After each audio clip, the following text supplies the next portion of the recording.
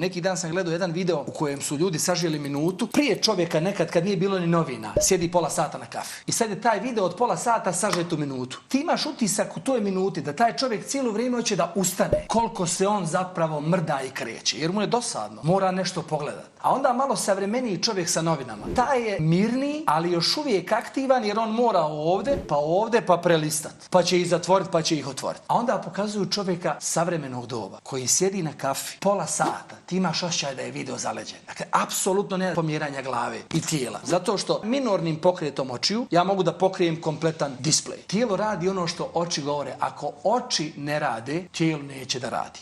I mi sa smanjenim brojem informacija prema CNS-u i zbog manjeg inputa mi imamo lošiji i slabiji output. Mišićno se slabije razvijamo, manje kisika na ćelijskom nivou sistemu ima, povećanu srčanu frekvenciju imamo i brže se umaramo, zauzimamo kifotične položaje, a djeca tek pogledaju roditelji kod kuće kad dijete leži na boku u kojoj poziciji gleda telefon. Dijete se skuplja položaj fetusa zato što telefon približava na 10 cm. Ja sad trenutno kod kuće imam situaciju u kojoj se ne borim toliko sa telefonom koliko sa screen distanceom. Koliko je moja starija ćerka navikla da gleda telefon koji je izuzetno blizu. Ona sad njega kad se približi, on se gasi.